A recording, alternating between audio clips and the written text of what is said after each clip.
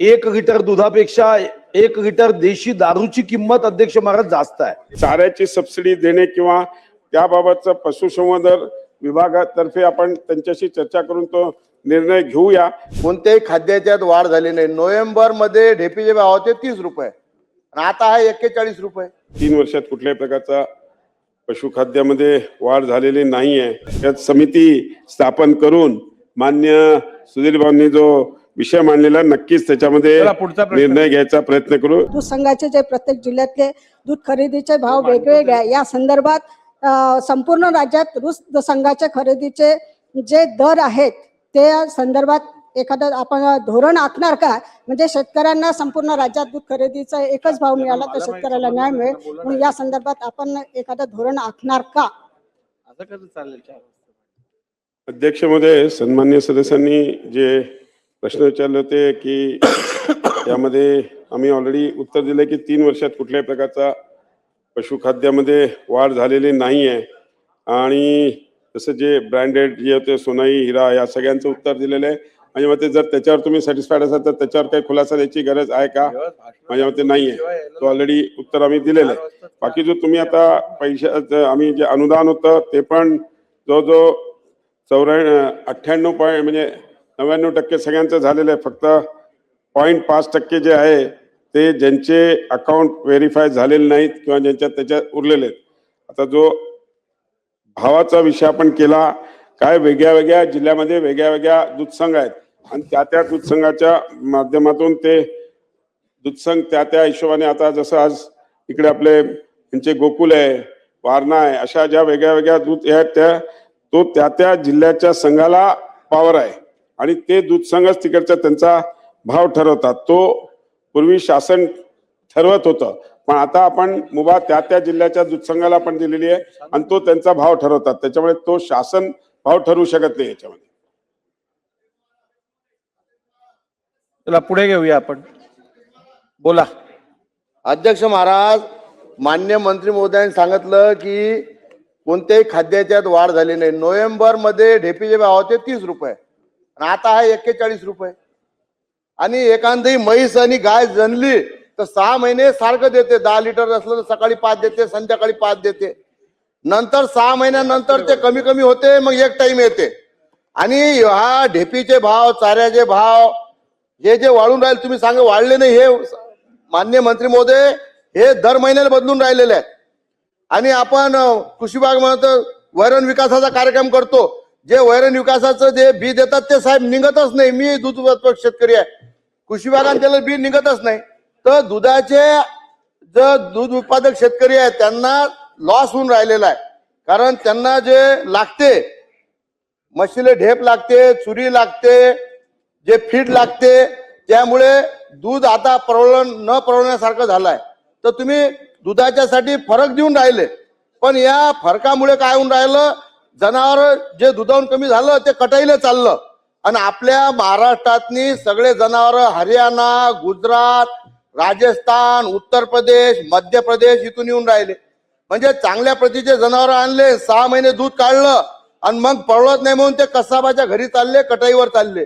म्हणजे चांगल्या जनावर कटाईवर चालल्यामुळे चांगले जनावर बी तयार होऊन नाही राहिले। तर माझी विनंती आहे, या सन्मान्य सुलभाताईने चांगला प्रश्न मांडला दूध शेतकऱ्यासाठी। तर दुधावर तुम्ही सबसिडी देऊन राहिले शेतकऱ्याला, पण चाऱ्याच्या संदर्भात आपल्या शासनामार्फत एक समजा ज्याच्या इथं जनावर आहे त्याला समजा एका जनावराच्या मांग ढेप लागणारी समजा महिन्याला समजा 5 क्विंटल ढेप ते अर्ध्या किमतीतनी किंवा कमी भावात किंवा ढेपीवर आपल्याला सबसिडी देता येईल काय?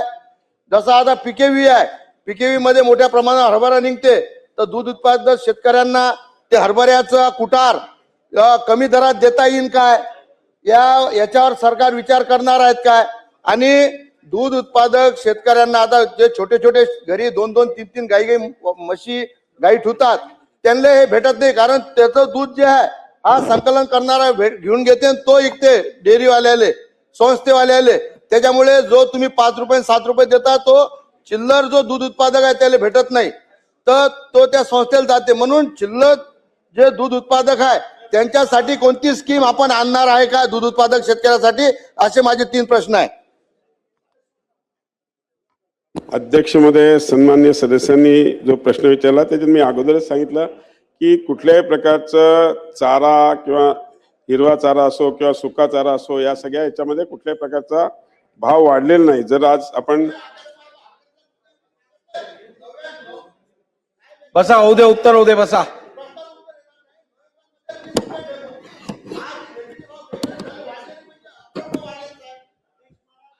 ठीक आहे, उत्तर होऊ द्या. माझं उत्तर ऐकून घ्या, त्याच्यानंतर तुम्ही बोला. माझं उत्तर ऐकून घ्या. माझ्याकडे कंपॅरेटिव्ह स्टेटमेंट आहे साहेब, मागच्या 3 वर्षाचा स्टेटमेंट ठीक आहे, आहे. पटलावर मांडला तुम्ही, मी- मी देतो त्यांच्याकडे.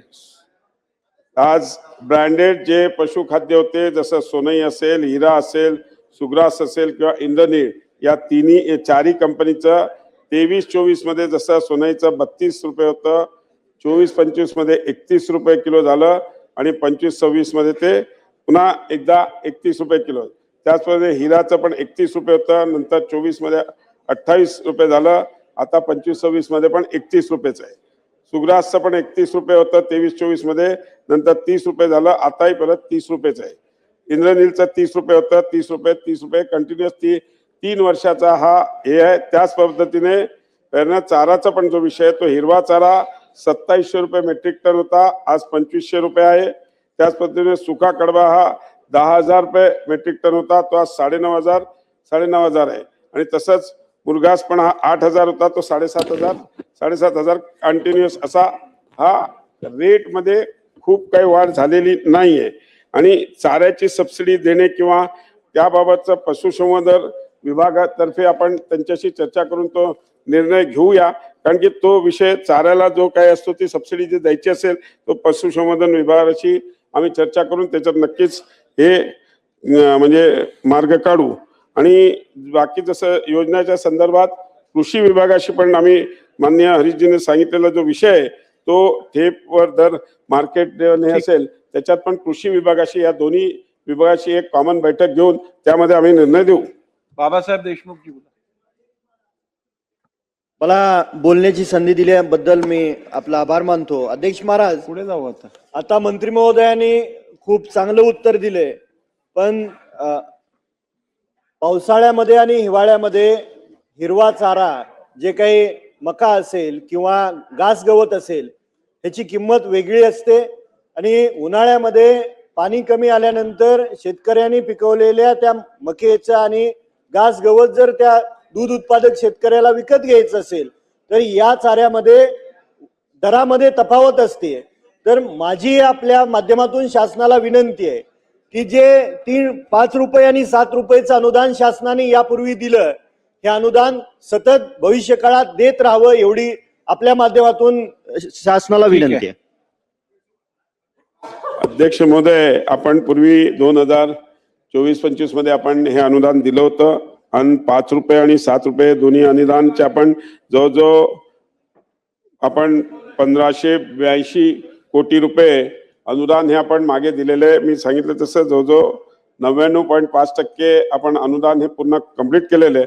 ते आपण त्यापुरता त्या पिरियड परताच तेव्हा ते अनुदान दिलं होतं 5 रुपये आणि 7 रुपयाचं. तो पिरियड संपलेला आहे. तो काळ संपलेला असल्यामुळे नवीन जर करायचं असेल ते पॉलिसी आपल्याला करावं लागेल आणि नक्कीच चर्चा करून त्याच्यावर मंत्रिमंडळामध्ये चर्चा करून त्याच्यात निर्णय घेण्यात येईल. चला पुढे जाऊया. सुधीर भाऊ, शेवटचा प्रश्न. अध्यक्ष महाराज, एका महत्वाच्या प्रश्नावर माननीय मंत्री महोदय उत्तर देत आहे. खरं तर अध्यक्ष महाराज, राज्यामध्ये 1 लिटर दुधापेक्षा 1 लिटर देशी दारूची किंमत अध्यक्ष महाराज जास्त आहे.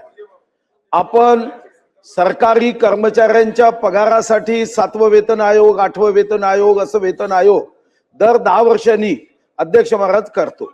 ऊस उत्पादक शेतकऱ्यांना योग्य न्याय देण्यासाठी आपण अध्यक्ष महाराज FRPच्या माध्यमातून, केंद्रीय समितीच्या माध्यमातून दर ठरवतो.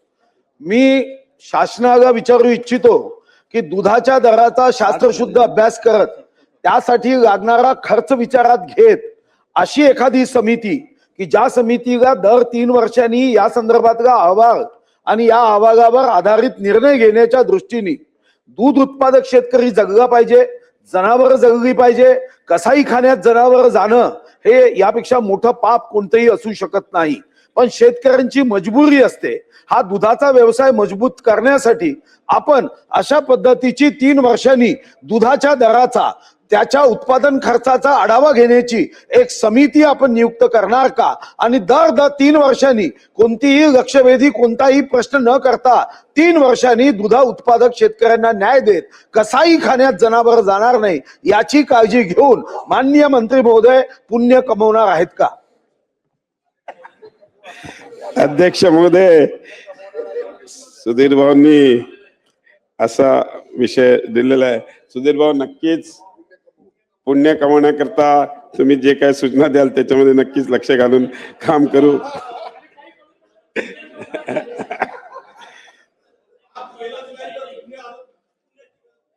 ठीक आहे. अध्यक्ष महोदय, आम्ही पशुसंवर्धन आयुक्तांच्या अध्यक्षतेखाली एक अभ्यास समिती स्थापन करून मान्य सुधीर भाऊंनी जो विषय मांडलेला, नक्कीच त्याच्यामध्ये चला, पुढचा प्रश्न. निर्णय घ्यायचा प्रयत्न करू, एवढंच या ठिकाणी सांगतो. प्रश्न क्रमांक 8.